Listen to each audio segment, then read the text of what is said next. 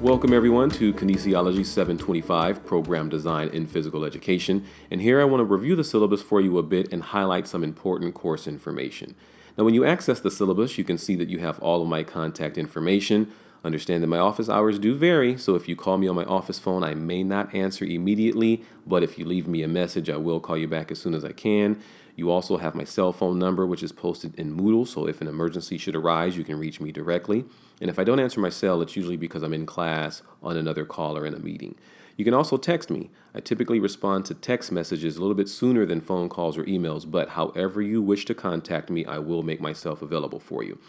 And just a quick FYI, it's important to work on course material during the week and not wait until the weekend. This will not only pose problems in the quality of work, it also increases the likelihood of submitting late work, running into what I call unforeseen technical issues, and cause problems working with your classmates. Also, because I don't respond to any messages on Sunday, and then even Saturdays are usually busy, if you wait until the weekend to begin your work, you may have a question, but your question may not be answered until the following Monday. So keep this in mind. There's also the Q&A form in Moodle, which is there for you to post questions to. I do encourage you to use that for any course-related information. Also understand that any students in the course can view questions, post questions, and even respond to questions. I do check it frequently, but if someone else has an answer to a question, feel free to chime in. The catalog description for this class is Fundamental Principles and Basis of Curriculum Construction for Physical Education Programs in Schools and Non-School Instructional Settings. What this means is that you will develop or revise a realistic, applicable curriculum. And I can tell you now that this is not an easy task to do, so most of the workload will be done as a group, and we'll discuss that later. But begin to think of others in our class who may teach the same grade levels or share similar job responsibilities so you can begin to organize your group. It just makes the work a little bit easier. There will be discussion forums for this purpose, but it doesn't hurt to plan in advance. The mission statement for our program is posted to identify what we desire to achieve, which is to prepare professionals to become exemplary and scholarly practitioners in kinesiology by providing those opportunities for academic, social, spiritual, professional, and personal development. And we try to fulfill this mission through the program and course student learning outcomes. Also, at FPU, we are a Christian university, so throughout this course, you will be exposed to some information and material that just helps us to share the gospel message with you, to encourage you from a Christian perspective, and to inform you on some foundational Christian beliefs that we have. Next, familiarize yourself with those student learning outcomes, or the SLOs. You will ultimately be assessed on these throughout this program and even within this course. And I do understand that not everyone in the course is a physical educator. You may be an athletic coach, strength and conditioning coach, or teacher, or some other professional. But because our program is an MA or Master's in Kinesiology with an emphasis in physical education, and this class focuses on curriculum development for the physical educator, the majority of our work will be developed around that theme. So there will be some flexibility given to some assignments, but keep in mind that the program emphasis in this course and the learning outcomes focus on the physical educator. The required textbook for the course is the Kelly and Melograno text, Developing the Physical Education Curriculum and Achievement-Based Approach. Everyone, regardless of your area of focus or profession, will use this text and will also use this to guide us through the curriculum development process. Additional materials that will be helpful in developing your curriculum are the national standards for your profession. If you are a K through 12 physical education teacher, you will use the SHAPE, the National SHAPE Standards for Physical Education. And if you are a coach, and this is defined by 80% of your salary being paid for coaching duties, you will use the NASB standards for coaching. And I understand that many PE teachers are coaches, and coaches are required to teach some classes in physical education as well. But if your main position is teaching, meaning you were specifically hired to be a PE teacher, you will use the SHAPE standards. If you were specifically hired to be a coach, you will use the NASB National Standards for Athletic Coaches. Now, taking a look at the assessment and grading system for the major assignments, you'll see what assignments you're responsible for throughout this course, and you'll notice that in Moodle, I have created either podcasts, video presentations, or written guidelines to help you understand the assignments. So be sure you listen to these in their entirety before finishing and submitting your assignments. Starting with the threaded discussions. The threaded discussions are really designed to challenge you to think critically about issues related to curriculum, as well as mimic the discussions you get in a face-to-face class setting. There's a lot of learning that can take place through discussions. So through these, I hope that you're able to see things from a different perspective and maybe learn something new from your classmates. And note that with the discussion post, your initial response is due on a Tuesday, and you must respond to your classmates by Thursday. And I do this to prevent that last minute rush of the thoughtless responses that typically happen when everyone waits until the weekend to post something. But your responses should be comprehensive, they should be thorough, thoughtful, and meaningful. There is a threaded discussion rubric included in the course syllabus as well. So as you write your discussion post, compare it to the rubric expectations and make sure that you are meeting those. And it's also a good idea to write your post in a Microsoft Word document first, and then you can copy and paste that into the threaded discussion field, and that just helps with spelling and grammar. Next is the group collaboration. Because a curriculum development process is a lengthy and in-depth process, the workload should be completed within a group. And you'll create your own groups and hopefully disseminate the workload between your group members evenly. And with that collaboration, meeting minutes need to be completed to track your group's progress and identify what each group member's responsibility is going to be. I do have a template for taking minutes that you can use each time your group meets. This is a graded assignment, so it's important that you elect someone from your group to document those meetings, explain what takes place, explain what each individual's responsibility is going to be towards completing the other assignments, and then post that to the appropriate discussion forum or assignment forum. And as you plan your meetings, keep in mind that there may be students in different time zones. This can pose a problem with everyone's schedule, but with advancements in technology, virtual meetings, things like that, it shouldn't be too much of a problem. There are programs such as Skype, there's Zoom, there's Join.me, some free programs that will allow you to meet regardless of where you are from your computer or your smartphone. And I'll have more information on this within Moodle as well.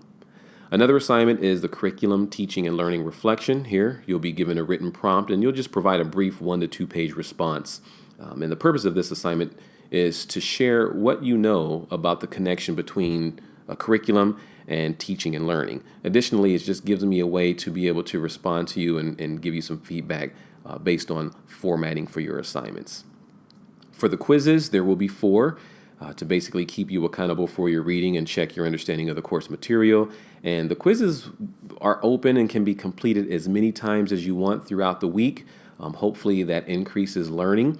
The quizzes will close at the end of the week, which is Sunday by 11:55 p.m. Pacific Standard Time. So be sure you attempt the quiz before then. There are no makeup opportunities to complete the quiz because you have unlimited opportunities to complete them during the week. Next are your curriculum steps. And these are designed to guide you through the process of developing an actual curriculum. And like I mentioned before, we will use the Kelly and Melograno ABC model to guide us through this process. But keep in mind that this is only one of many curriculum models used, and some of these steps are completed individually and others will be completed within your group or curricular team. And as you complete these and submit them, I'll provide as much feedback as I can because they need to be revised, modified, and then used towards your signature assignment for this course, which is your curriculum development project. And this is what each curriculum step is designed to work towards developing. So as you complete each step, at the end, they will be combined to create your final curriculum project.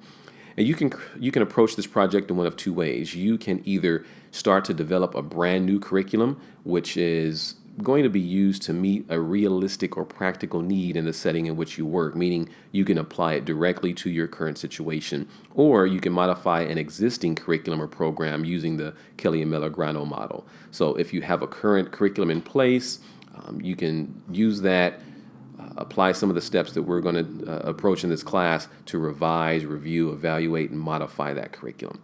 And this is a big project which will require a lot of time, a lot of collaboration, a lot of revision. So begin to set aside some time to work on this weekly. And we'll discuss more about this through our Moodle course. There's a project reflection also.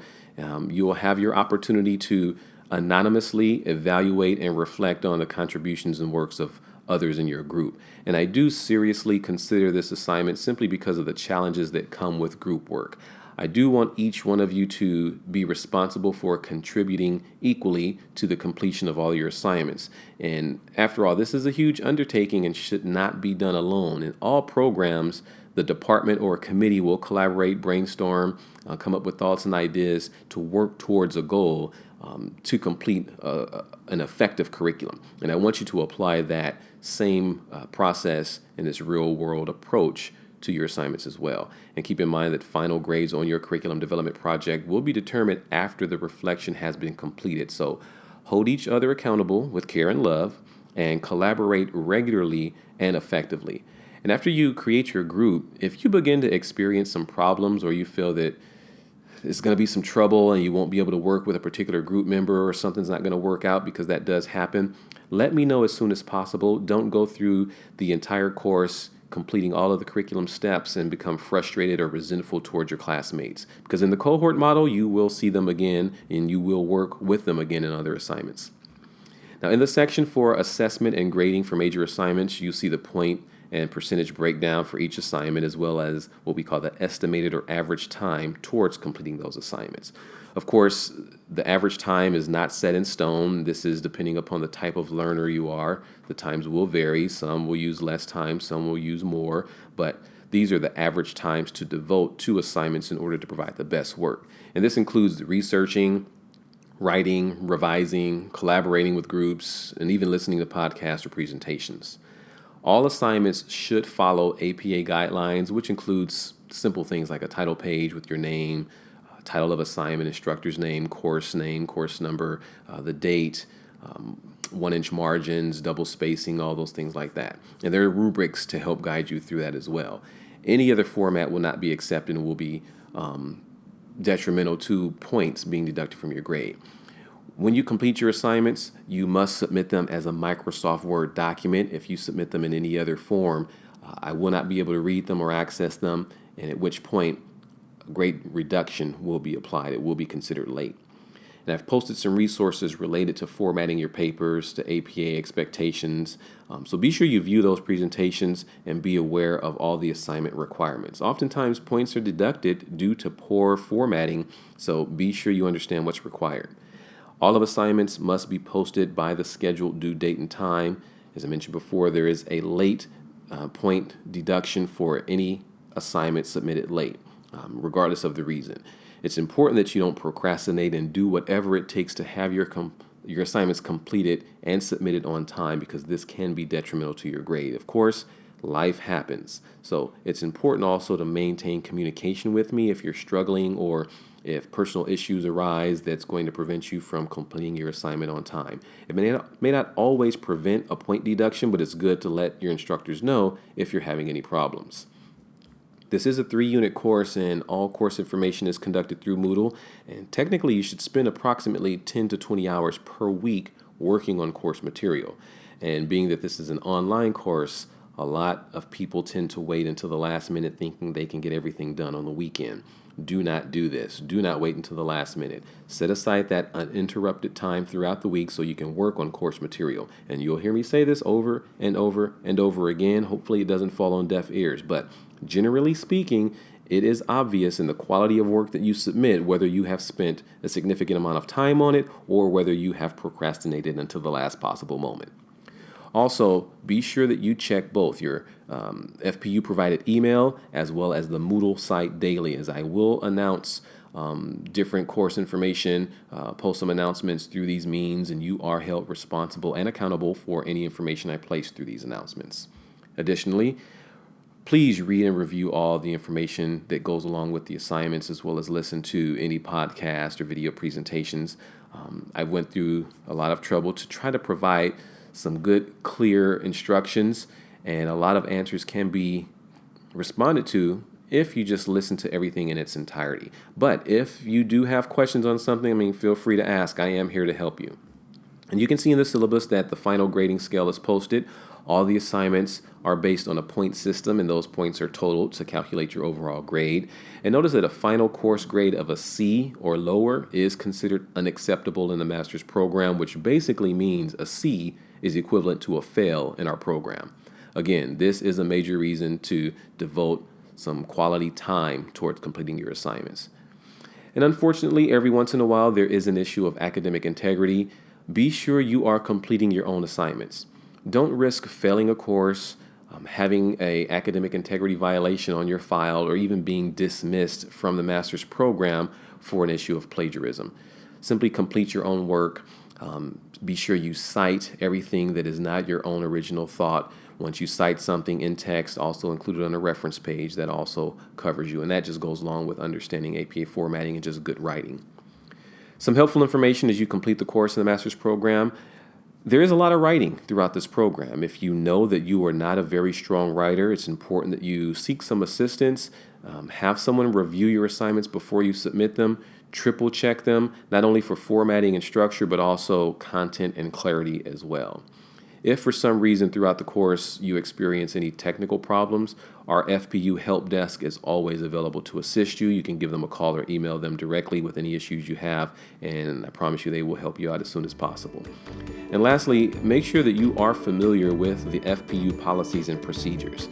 If you have not done so, take some time, look through the academic catalog just so you are informed and aware of the policies affecting you as you continue through this program. And like I said before, feel free to reach out to me for any questions, issues, or concerns that you may have. That'll be it for now. Take care, and I will see you online.